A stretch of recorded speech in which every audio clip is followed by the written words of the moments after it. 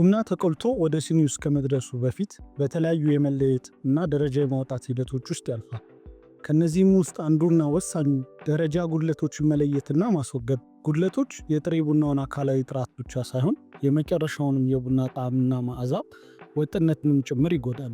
በዚህ ቪዲዮ የቡና ጉድለቶች ምን እንደሆኑና በአንደኛና በሁለተኛ ደረጃ ጉድለቶች መካከል ያለውን ልዩነት እንዲሁም እያንዳንዱ ጉድለት በቡናው ጣዕምና ጥራት ላይ እንዴት ተጽዕኖ እንደሚያሳድር እንመለከታለን። የቡና ጉድለቶች የምንላቸው ምንድን ናቸው? የቡና ጉድለቶች የምንላቸው በጥሬ ቡና ላይ የሚታዩ አካላዊ እንከኖች ወይም ችግሮች ናቸው። እነዚህም ሊከሰቱ የሚችሉበት ምክንያት በአሰባሰብ ችግር፣ ቡናው በሚዘጋጅበት ጊዜ በሚፈጠር ስህተት፣ በአካባቢ ተጽዕኖ፣ በተባይ ወይም ደግሞ ተገቢ ያልሆነ የመጋዘን አያያዝና የትራንስፖርት ችግር ምክንያት ነው። እያንዳንዱ ጉድለት የቡናውን ጥራት የመቀየር አቅም አለው። አንዳንዴ በትንሹ አንዳንዴ ደግሞ በከፍተኛ ሁኔታ ጥራቱን ሊጎዳ ይችላል። የጥንት ታሪኮች እንደሚያስረዱት ቡናን ማብቀል በተጀመረባቸው የጥንት ጊዜያቶች በኢትዮጵያ፣ በየመን እና በቀይ ባህር የንግድ ወደቦች ላይ ቡናን መለየት ቀላል ነበር። ሰዎች የቡናውን ፍሬ በእጃቸው ይለዩ ነበር። የሚያተኩሩትም በቡናው ቀለም፣ መጠንና ያልተለመደ ነገር ካለ በማየት ነበር። በወቅቱ ምንም አይነት ሳይንሳዊ መጠሪያ አልነበረም። ምንም አይነት ምድቦች ወይም ካታጎሪዎች አልነበሩ።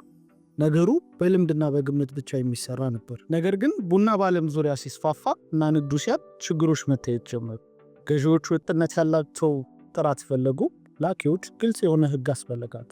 አምራቾች ደግሞ ሁሉም ሰው የሚግባባበት የጋራ ቋንቋ ያስፈልጋቸው ነበር።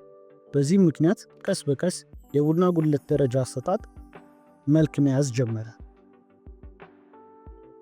በ19ኛው ክፍለ ዘመን ላይ እንደ ብራዚል፣ ኮሎምቢያ፣ ምስራቅ አፍሪካ ሀገራት የራሳቸውን የደረጃ አሰጣጥ ጀመሩ። እነዚህ ስርዓቶች ትኩረት ያደረጉት በቡናው አካላዊ ገጽታ ላይ ነበር። ቡናው ምን ይመስላል? ምን ያህሉ ተሰብሯል? በተባይ የተበላው ወይም ቀለሙ የተቀየረው ስንት ነው የሚለውን ያዩ ነበር። ነገር ግን እያንዳንዱ ሀገር የራሱ የሆነ የተለየ ዘዴ ነበረው። ጥራት በዓለም አቀፍ ደረጃ ወጥነት አልነበረው። በአንድ ሀገር ጉድለት ተብሎ የሚታሰበው በሌላ ሀገር እንደ ጉድለት ላይቆጠር ይችላል። ስለዚህ የዓለም አቀፍ ንግዱ ግልጽና አንድ ወጥ የሆነ ስርዓት ፈለገ።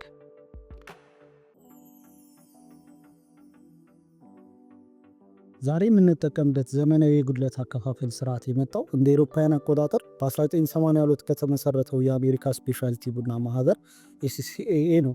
እንደ ቴድሊንግ ባሉ ባለሙያዎች የሚመራ አንድ ትንሽ ቡድን ነገሮችን ወደ አንድ መደበኛ ስርዓት ማምጣት ጀመረ። አንድ ቀላል ግን ወሳኝ ጥያቄ ጠየቁ። በእርግጥ የቡናውን ጣዕም የሚጎዱት የትኞቹ ጉድለቶች ናቸው? የትኞቹስ ናቸው የቡናውን ወጥነት ብቻ የሚቀንሱ? ለዚህ መልስ ለማግኘት በሺዎች የሚቆጠሩ የቡና ናሙናዎችን አጠኑ። ከተለያዩ ዓለም አቀፍ ክፍሎች የሚመጡ ቡናዎችንም ቀመሱ። ውጤቱንም መዘገቡ። የእነሱ ጥናት ሁለት ወሳኝ ምድቦችን ፈጠረ። አንደኛ ደረጃ ጉድለቶችና ሁለተኛ ደረጃ ጉድለቶች። አንደኛ ደረጃ ጉድለቶች የምንላቸው እነዚህ በጣም ከባድ ጉድለቶች ናቸው። አንዲት ፍሬ ብቻ ሙሉ የቡናውን ጣዕም ልታበላሽ ትችላለች። እነዚህም ሙሉ ጥቁር፣ ሙሉ ጎምዛዛ፣ በፈንገስ ወይም ሻጋት የተጠቃ ቡናና ሌሎች ከባድ ችግሮችን ያካትታሉ። ሁለተኛ ደረጃ ጉድለቶች የምንላቸው እነዚህ ጉዳታቸው ያን ያህል ከባድ አይደለም፣ ነገር ግን አሁንም ትኩረት ያስፈልጋቸዋል። እነዚህ ጉድለቶች የቡናውን ጣፋጭነት፣ ወጥነትና የአቆላል እኩልነት ይጎዳል። ለምሳሌ የተሰበሩ ፍሬዎች፣ በከፊል የጎመዘዙ፣ በነፍሳት የተጎዱና ተንሳፋፊ ቡናዎችንም ያካትታሉ።